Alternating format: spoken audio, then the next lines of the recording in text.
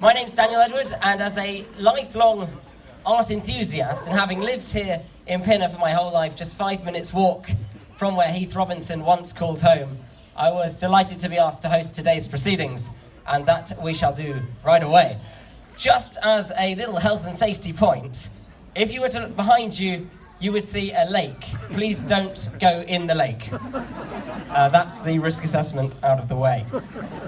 The other thing you might notice, we have a volunteer team of photographers and videographers recording today's event for posterity. So if you find yourself suffering from a severe case of bad hair day, or you've come with your girlfriend and not told your wife, and don't want to be in those photos, make sure you let one of them know, and they will scrupulously avoid you throughout the afternoon. Otherwise, we will assume that everybody is very happy to be part of those memories.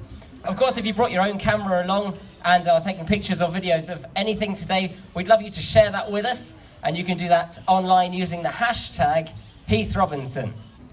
Today marks the official opening of London's first new build museum for over 40 years.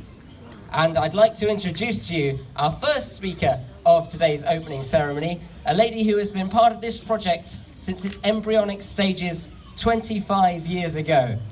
A lady who has lost no enthusiasm for the wit of Heath Robinson since the 1980s, and in the process has acquired the rather dashing title of acting chairman of the Westhouse and William Heath Robinson Museum Trust. Ladies and gentlemen, please put your hands together for Cynthia Wells.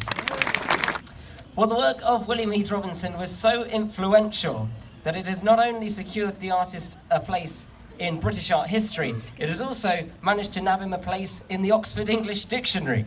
So touched were the British public by the artist's work. And so it is an absolute pleasure that today we are joined by several members of Heath Robinson's family. And in particular, none of this would have been possible, and we wouldn't be here celebrating the launch of this brand new museum if it hadn't been for the hard work, leadership and intellect of Heath Robinson's great nephew, the chair of the William Heath Robinson Trust, who own the collection. Please welcome Peter Higginson. Let me introduce our final speaker for today. He is a writer, he is a book signer inside the activity studio just over there. He hails from Pinner, he's a broadcaster, and he is Professor of Children's Literature at Goldsmiths University of London. Please welcome patron of the William Heath Robinson Museum, Michael Rosen. Thank you very much. That's very kind of you.